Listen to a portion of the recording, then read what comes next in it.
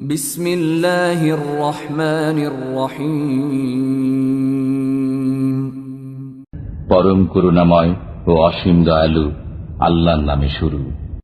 কুল আউযু বিরাব্বিল ফালাক।